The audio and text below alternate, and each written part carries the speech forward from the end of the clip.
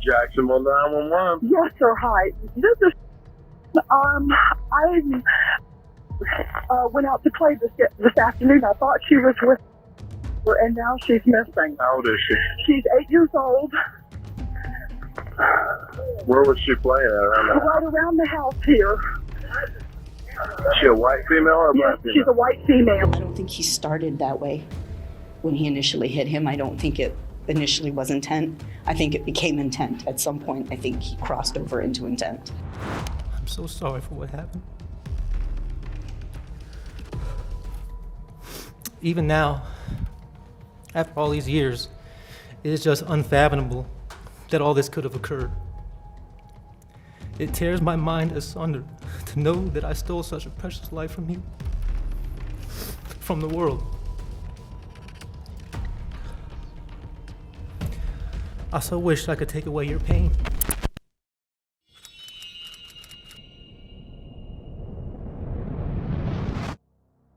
Joshua Phillips was a 14-year-old boy living in Jacksonville, Florida, with his parents, Missy and Steve Phillips. Joshua, who went by Josh, had a challenging childhood due to his father's severe temper and lack of emotional connection. His father was strict and forbade him from playing with the young girls across the street, including Maddie Clifton. Despite this, Josh was known to be a friendly, quiet kid who was closer to his mother and well-liked in the neighborhood, which was full of children playing together. On November 3rd, 1998, 8-year-old Maddie Clifton came home from school and practiced piano while her mother went to vote. Upon returning, Maddie asked if she could play outside before dinner. When Maddie didn't come home by dinner time when she was expected, her mother Sheila and older sister Jessica became worried and began searching for her. They enlisted the help of neighbors, including Josh and his parents. Law enforcement were also called, and Maddie was officially reported as a missing person. In this 911 call, you can hear the panic rising in Sheila's voice as she did her best to remain calm. Jacksonville 911. Yes, sir. Hi.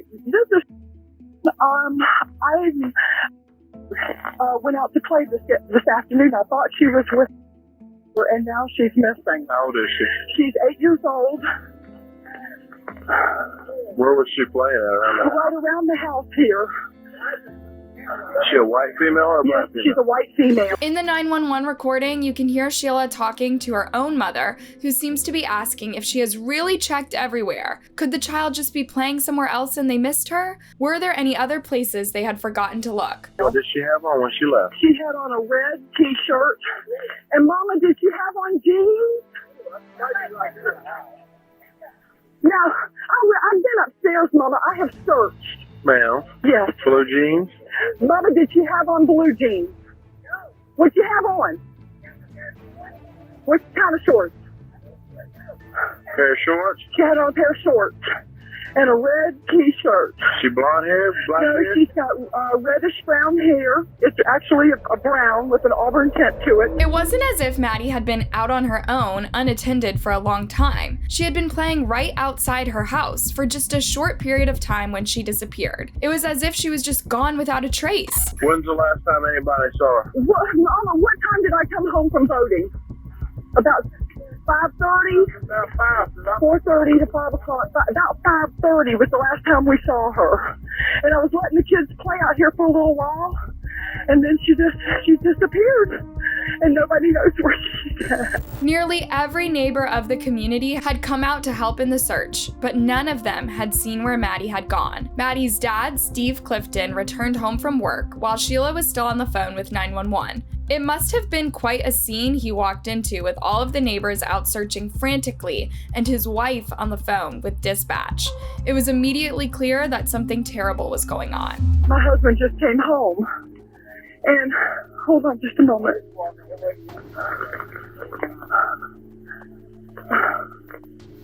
Honey, Maddie is gone. No.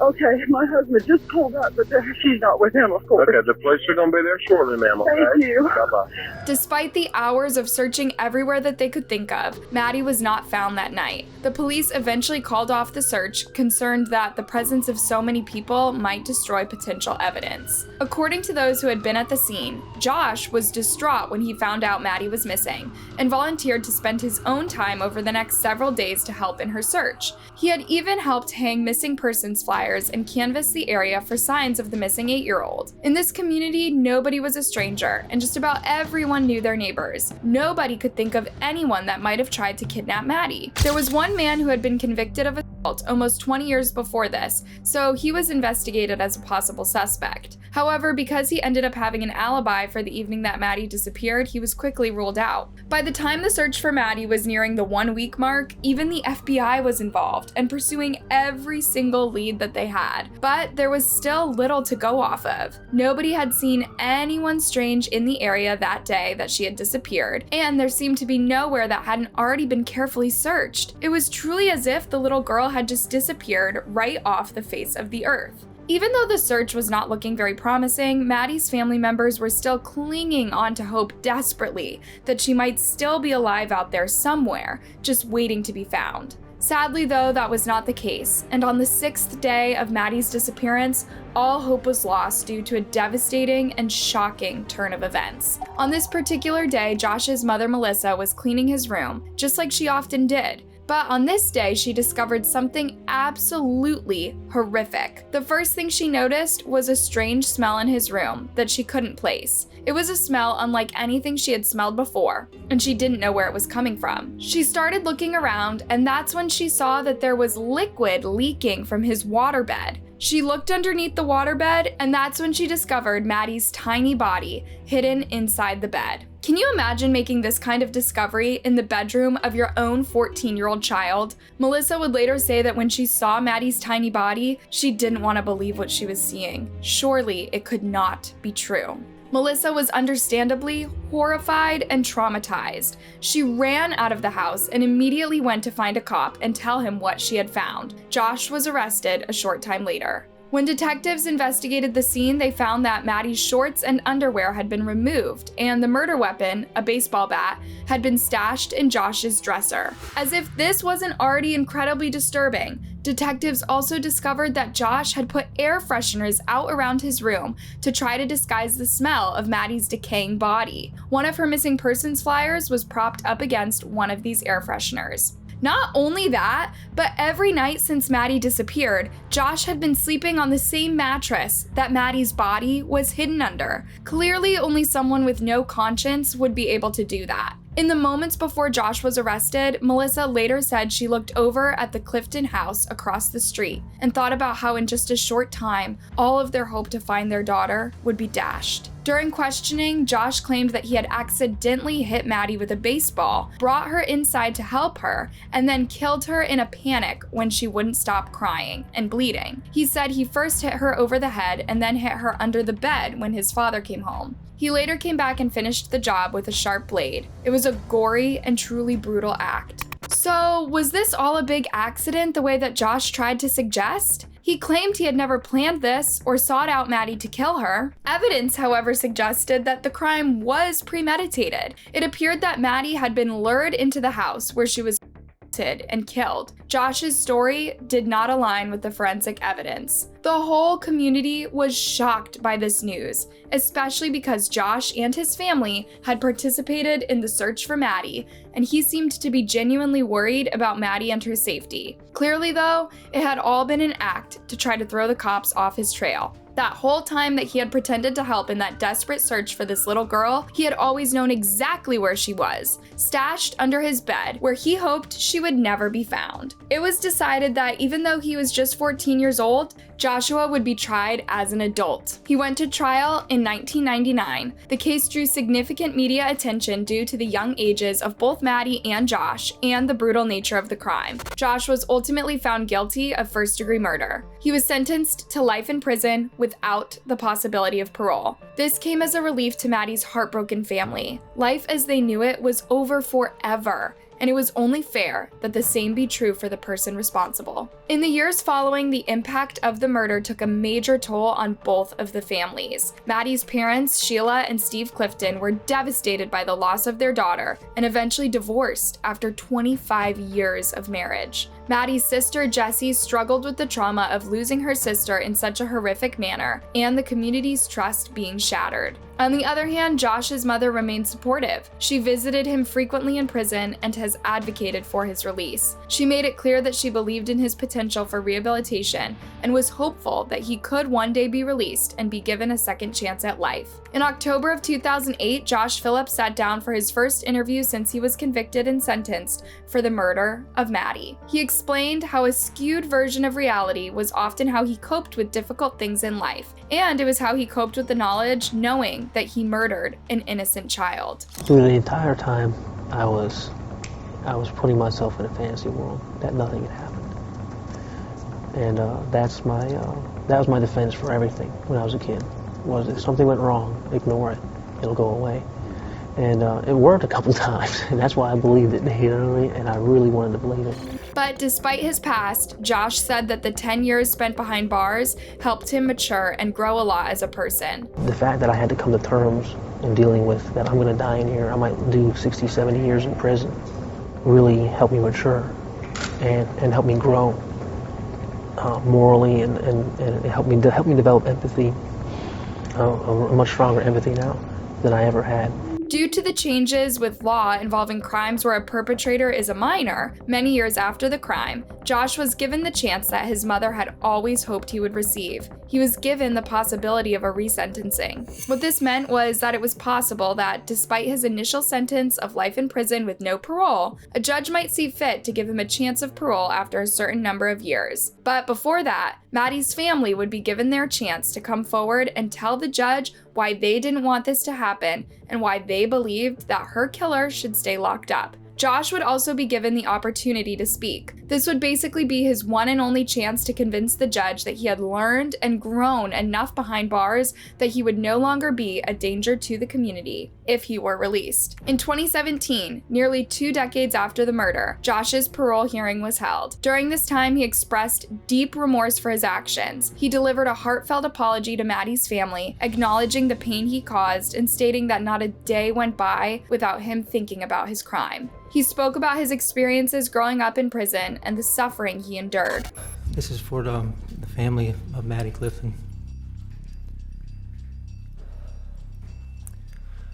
I've wanted to say this for a very long time, and I'm grateful that this chance to do so in person has arrived.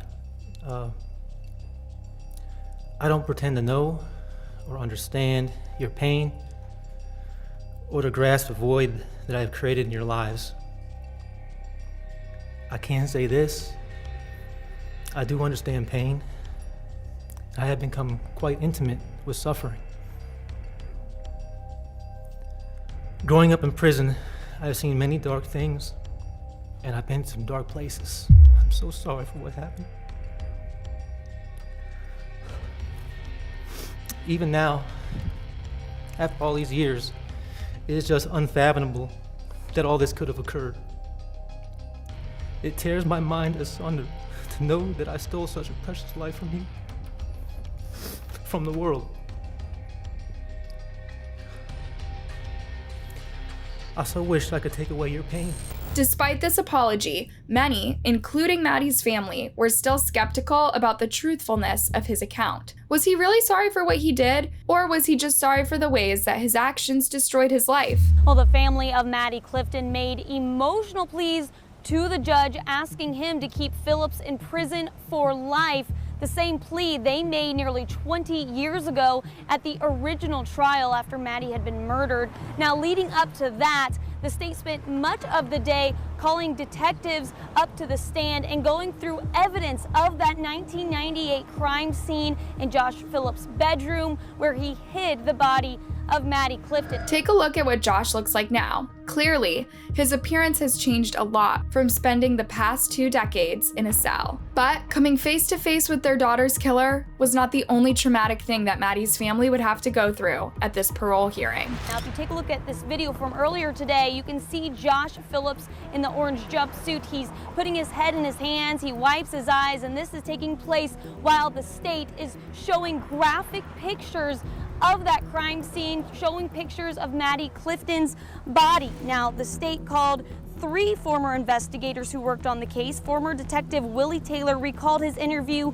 with Josh Phillips from 18 years ago. He got up at the stand today and reenacted how he says Phillips demonstrated how he hit Maddie with a baseball bat multiple times. Maddie's family remains deeply affected by the loss. Maddie's mother, Sheila, expressed sorrow for Josh's mother, but emphasized that their family never got to see Maddie grow up, experience life's milestones, or build new relationships. During these past few days, I've sat here in this courtroom and I have listened to all of the classes that the defendant has been able to take. What classes has Maddie been able to take over the past 18 years? I didn't walk her down the aisle at her wedding, and we were not given the gift of her grandchildren, all taken by one evil, senseless act, and we don't know why. Maddie's sister, Jessie, who was only 11 years old at the time of the crime, has never forgotten her sister, and she made it clear that she believes that her sister's killer does not deserve to ever be free again. It just doesn't feel real. It doesn't feel like that was my life. It was. It's not anymore. Living in the house that she grew up in is something Jessie Clifton knew she wanted to do. This is Maddie's room right here. I don't really go in here. It's hard for me to. Memories are everywhere. Jessie discussed the long-lasting trauma she has had to endure at the collapse of their family dynamics, including her parents' marriage following Maddie's death. As for Josh's apology, she said it was not enough for her to feel ready to forgive him for what he took from her. Was that an apology you wanted to hear? An apology you feel like you needed to hear? I do. I think it was something that needed to be said. I think that I still don't really know how I feel about it. For Jessie, one of the hardest courtroom moments was when she had to watch the detective reenact the way that Josh killed Maddie by bashing her head with that baseball bat over and over again. So anytime this forgiveness word is brought up, all I see is, you know, that guy on the stand just showing how he did it.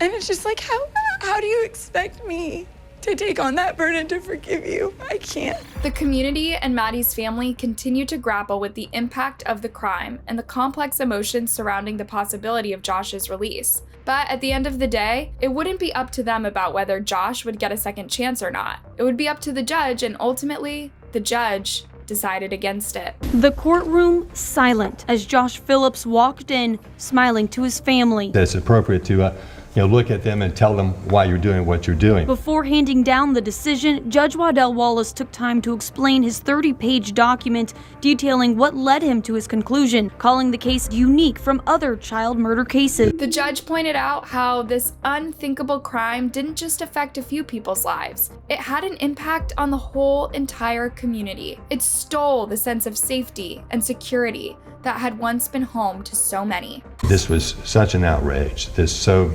affected the community. When Phillips was called to the stand, Wallace made it official, imposing that life sentence again. Hi, Mr. Phillips, it's a sad day for me. I have had to go through this process, and I'm just trying to do my duty the best I could. When the judge ultimately decided to uphold Josh's life sentence instead of giving him a second chance and the hope of possible parole one day, the Clifton family took a giant sigh of relief. Their daughter's killer would be staying locked up and would never get the chance to be free. I'm happy. I think it's justice for Maddie and for my family, and I'm so thankful for Bernie and the state attorney's office. Do you believe that because Josh was so young at the time of this horrific crime that he deserves a second chance? Let us know what you think in the comments below.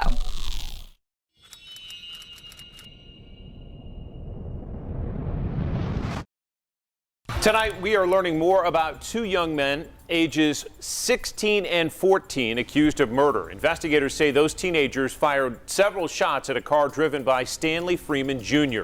That 16-year-old was leaving his school in mid-February when he was shot, crashed his car, and died. Stanley Freeman Jr. of Knoxville, Tennessee was just 16 years old when his life was cut short by two other teens. Deondre Davis and Rashan Jordan fired at Stanley while he was driving away from his high school and on his way to his shift at McDonald's in February of 2021. At the time, David was 16 and Jordan only 14. Stanley was struck multiple times and ended up losing control of his vehicle and crashed. When paramedics arrived on the scene, they found him unresponsive. Those responding to the scene at first thought that he had died as a result of the car crash. It wasn't until after they had finished pulling all of the wreckage off of him that they realized someone had fired at him. He was later pronounced dead at the hospital. What kind of bad blood do high schoolers have with one another that would ever be serious enough to do something like this? Well, at first, nobody knew. Surveillance footage from the high school captured the incident and revealed that there were at least 8 different students who witnessed the crash, but none of them wanted to come forward to say what they saw. It wasn't until weeks later that the suspects were arrested and identified. It was later revealed that Stanley was likely not the person that the suspects had intended to kill at all, but was mistaken for someone else. Stanley was known to be always cheerful and very well liked. He had dreams for his future, including going to college and setting a positive example for his younger siblings. He always put a smile on the family face no matter what circumstances is going on. Stanley Freeman's sister, Kiaya Ballinger, remembers his encouragement. He'd be like, cheer up, Kiki. You're gonna be good. I promise you. Both teens responsible for Stanley's death were charged with first-degree murder and later found guilty. Even to this day, they still haven't explained why they did what they did, but they did apologize to Stanley's family members for their loss. Both boys received their sentences in June of 2023, which was life in prison. However, because they are both minors, this sentence is actually only between 25 to 36 years. As for Stanley's family, they are left wondering what he would be up to now if he was still alive. They have no doubt that he would probably be in college, on the way to making his dreams come true. Oh, he most definitely was going to UT as a basketball player. Yep. Judge Stephen Sword already sentenced Jordan and Davis to life for first-degree murder. Today, he sentenced the pair for aggravated child abuse. In an emotional 2-hour hearing, Judge Sword decided the two sentences should run together, meaning Davis and Jordan won't serve extra time for the child abuse charge. Even though some people would have liked to have seen Stanley's killers spend more time behind bars than they ended up getting, his family recognizes that no matter what sentence they receive, it will still not bring their loved one back to them. The family says no amount of time will bring Stanley back. They get to be with their family. It's just those moments that Stan provided. It can never be taken back. But they'll honor him. Deshaun Bishop, my grandbaby, he's at UT. He'll be playing football. He's number 25. And he's doing it for Stan. Yes. Stanley's younger siblings say that they will honor him by doing what he would have wanted, something good to improve the community. Try to be an advocate for gun violence and teach the younger generation why this is important and why it's important to change. It's obvious that something must change, particularly in Knoxville. During the month in which Stanley was killed, he was one of 3 teens in the area to die as a result of criminal violence. The other victims were only 15 years old when they were killed. Meanwhile, the legal battle against Stanley's killers is far from being over. They are also facing attempted first-degree murder charges for a crime spree that they went on back in 2021. That trial is set for August of 2024.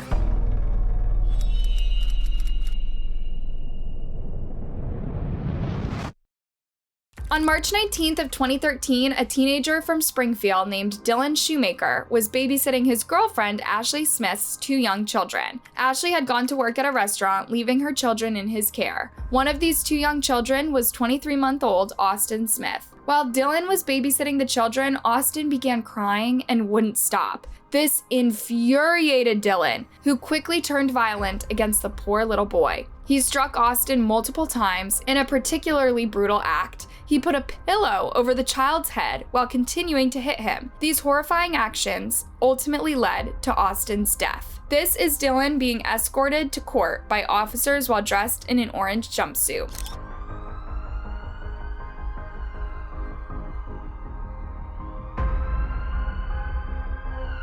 The district attorney posed a question that anybody who heard of this horrific case was likely thinking. How could someone do this to anyone, much less a defenseless child like sweet little Austin? This is a true act of evil by a real-life monster. Clearly, if a child or any human being is suffering multiple injuries over a period of time, that conduct is not accidental. But Dylan's defense team said that Dylan is no monster and that he never meant to actually harm Austin. They say he was just a teenager who lost his cool and took it out on the child. He lost his cool, as he said. He got frustrated and he hit the child, but never with the intent to cause serious physical injury or Austin Smith's death. Austin's grandmother told reporters that she doesn't believe that Dylan ever agreed to babysit Austin while thinking that he was going to murder him. However, when he became angry with that child, he did not step away and give himself time to cool off. He didn't just hit the child once, he hit him over and over and kept going until he was dead, which shows that at some point, he did become intentional with the abuse. I don't think he started that way